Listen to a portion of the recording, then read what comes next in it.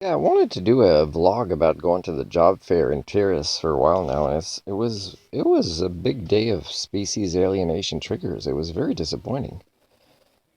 I might have gone later in the day or the second day, I'm not sure, but it was nowhere near closing time, but so many tables were empty and some were, you know, there was a place there, but nobody was there to kind of talk about it. And then most of the people where I was walking and making eye contact is a lot just were still on their phones sitting at these tables, and some just made eye contact but they didn't know how to say hi or how's it going or can I tell you what we do or whatever.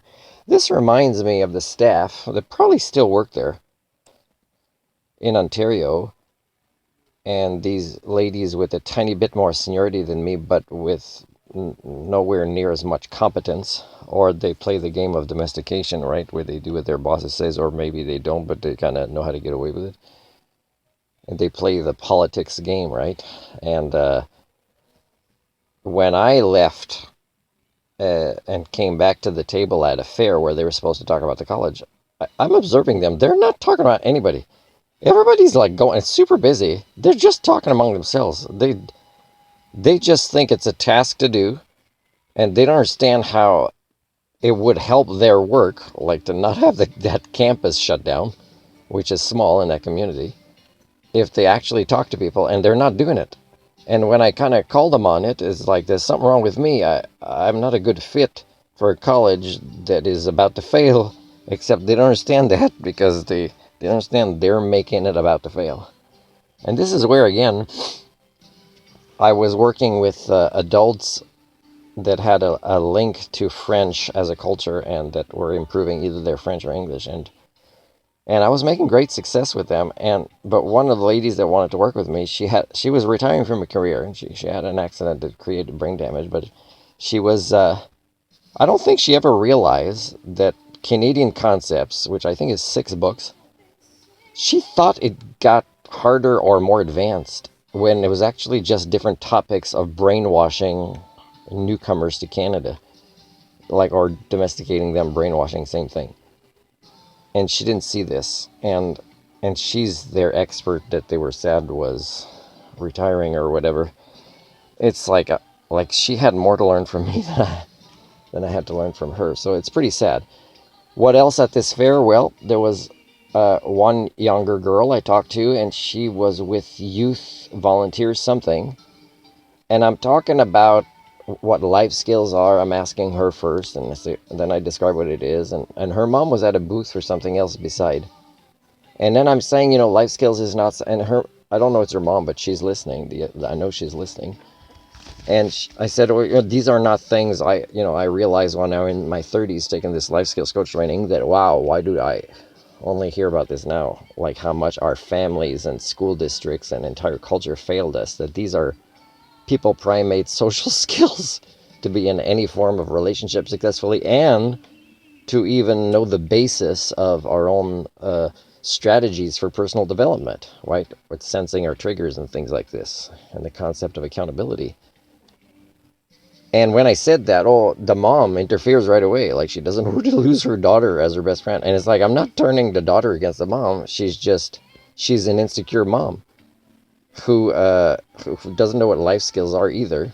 And I don't know if she's with an organization that probably relates to teaching these things. I can't remember which one it was.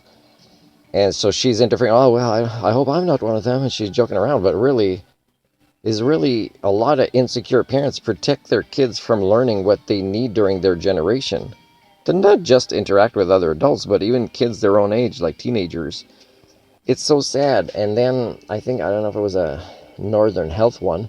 I'm asking questions, I think also about defining life skills at a different booth. And one lady she's talking to me a little bit. Then the other lady comes back, and again, they're talking so much about themselves. And I'm not talking about the organization they're with, themselves. Oh, yes, I did this. It was so great. And a lot of what I see that are people facilitating groups or teaching or in, let's say education related roles, they are so much about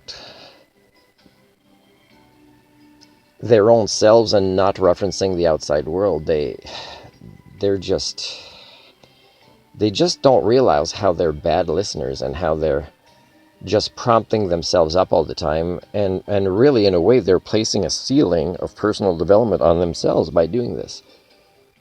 So these two ladies, I don't know, they were just excited because maybe it's the second day that was finishing, and they're happy. I don't know. And again, it's like I'm I'm glad there wasn't a fee, but I'm like there, and it's like, isn't this supposed to be about the people that come and you talk to them about the organization or whatever, or you ask us questions, what do you do, or what are you interested in, or what's your specialties? And they can't, people can't, nobody was able to find out about me. There was one guy with an organization and who was able to make, he had an accent, I don't know if it was Australian, uh, and he was the only one.